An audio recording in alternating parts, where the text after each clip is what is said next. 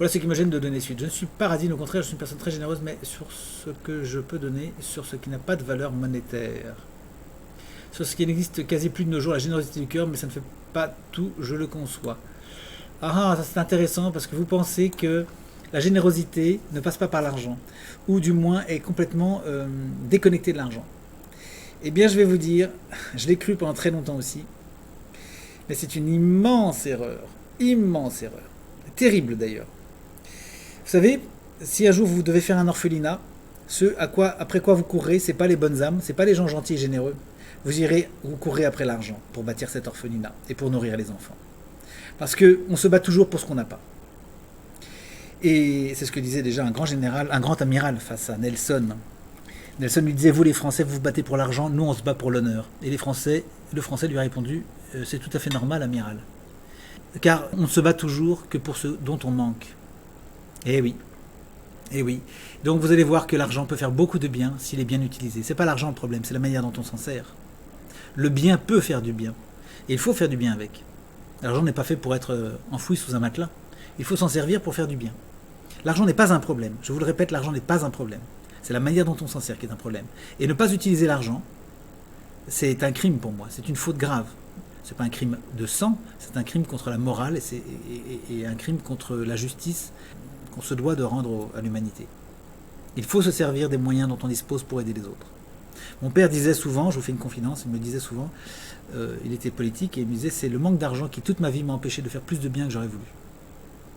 Vous voyez ? Donc il faut vraiment sortir de cet état d'esprit que l'argent est un obstacle. C'est pas un obstacle, ça doit être un moyen de faire du bien. Alors je vous conseille d'aller sur la page des directs, vous tapez direct au singulier, direct. Rémi répond en direct. C'est une série de vidéos que j'ai faites et je réponds à des personnes qui nous parlent de cette question. Vous verrez, il y a 2-3 questions sur l'argent, sur le capitalisme, sur des choses comme ça qui doivent vous intéresser et qui vont vous amener à réfléchir sur le sujet. Ce sont des réflexions que nous partageons avec vous. Je m'excuse vraiment. Si je fais l'instruction à la maison, je le fais toute seule, tant pis, au risque de tout perdre. Non, non, non et non. Jamais de la vie. Ne faites jamais ça. De même que, c'est comme si vous me disiez, j'y connais rien en navigation, mais si un jour je dois traverser l'Atlantique, je le ferai toute seule. Alors là, je dis non, jamais de la vie. Et moi, je vous empêcherai de prendre la mer. Jamais. Parce que là, vous allez vous tuer, vous allez noyer votre enfant avec vous. Ne faites pas des choses comme ça. Soi-disant parce que vous auriez à payer un petit peu d'argent pour la formation, d'apprendre à piloter un bateau et d'acheter un bateau. Mais écoutez, ça serait de la folie, vous comprenez bien. De même qu'on ne va pas sur la route sans avoir passé le permis. C'est tout à fait évident. Vous n'allez pas vous lancer sur l'autoroute, il y a des gens qui le font sans avoir le permis, mais c'est des fous dangereux. Donc vous allez dépenser 3 francs 6 sous et ça vous rapportera une fortune d'avoir un enfant heureux. Une fortune, parce qu'un enfant heureux est un enfant qui réussit dans la vie et qui n'est pas au chômage et dont vous n'avez pas à payer des années d'études et un campus minable et une fac qui ne sert à rien et le Crous et tous ces frais pour un enfant qui finalement ne réussira pas sa vie et fera un mauvais boulot alors qu'il est très bien diplômé. Et bien tout ça, c'est là où vous allez payer cher.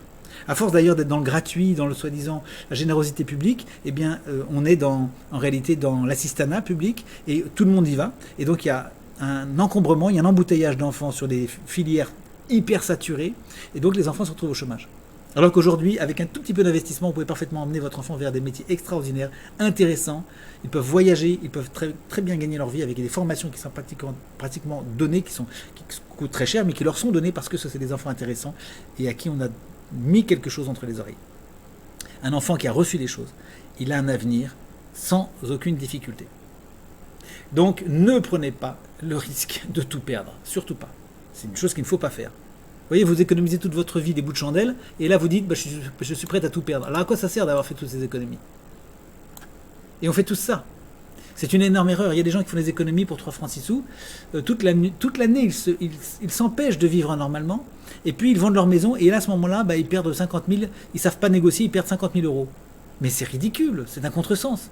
Il vaut mieux vivre relativement relax et puis se battre au moment d'une affaire importante pour ne pas perdre et pour gagner un maximum. J'espère que je n'aurai pas ces ennuis administratifs dont vous avez parlé dans vos vidéos. J'espère qu'on ne fera pas de misère par jalousie. Si, on pourra très bien le faire. Est-ce que vous allez prendre le risque de ça? Est-ce que vous êtes prête à risquer le tribunal, le procureur, les ennuis? Non. Et c'est totalement idiot de le faire. Nous, on vous accompagne pour 4 fois rien et vous avez intérêt à le faire. Et par ailleurs, vous allez aider d'autres personnes qui viennent après vous. Parce que si on peut vous aider pour 29 € par mois, par exemple, si on peut vous aider à ce tarif-là, c'est parce qu'il y a des gens qui ont cotisé déjà pour vous avant. Des gens qui, comme vous, sont arrivés, ont dit la même chose, et à qui nous avons dit non, vous ne ferez pas les choses toute seule, parce que vous prenez des risques pour vous et votre enfant, et que vous avez tort de le faire. Vous faites ce que vous voulez, mais nous ne vous le conseillons pas. Et donc ces personnes ont décidé de passer à l'action, et c'est ce qui nous permet de vous aider, vous. Il y a une chaîne de solidarité, et vous ne devez surtout pas vous en extraire et dire moi je suis toute seule et je risque le tout pour le tout. C'est bien dommage parce que vous avez toute une civilisation derrière vous et avec vous. Il y a toute une histoire qui vous précède, vous avez vos ancêtres qui sont battus pour que vous ayez la chance de vivre et d'avoir une vie normale, il n'y a pas de raison de tout risquer et d'aller vous noyer en pleine mer. J'espère qu'on me laissera tranquille dans mon coin avec nos enfants, ça n'arrive pas. Et quand on croit ça, c'est là que les ennuis arrivent. Justement, il faut être prêt à se battre pour être vraiment tranquille. Si vis pacem parabellum. Si tu veux la paix, prépare la guerre. Ou plutôt, acquiert les moyens de te défendre, sois prête. Si tu veux pas de problème sur l'autoroute, enlève le bandeau que tu as sur les yeux et avant ça, bien sûr, passe ton permis. Et entraîne-toi un petit peu. On peut faire des allégories comme ça. Si tu veux pas de problème en haute montagne, ben tu y vas avec un guide et tu te formes, tu t'entraînes. Un jour peut-être que tu iras tout seul ou avec des amis. En général, on va jamais en haute montagne tout seul. On ne va jamais en pleine mer tout seul, sauf qu'on est vraiment très aguerri. Tout le monde n'est pas Florence Artaud. Florence Artaud, elle a appris avec des grands professionnels. De même qu'on ne fait pas l'école à la maison toute seule aujourd'hui. Parce qu'aujourd'hui, nous sommes dans un système qui glisse vers l'état policier et qui est dangereux et qui peut vous faire des ennuis. Vous savez, il y a 14 000 enfants qui sont kidnappés chaque année. Alors la plupart de ces enfants la quasi-totalité sont enlevés à l'école. C'est pas l'école à la maison qui pose problème, c'est le système en général. Mais quand même, il ne faut pas prendre de risques. Donc, protégez-vous. Voilà, je vous remercie pour tout ce que vous avez fait pour moi jusqu'ici. Entendu, Angélique, à très bientôt. Au revoir.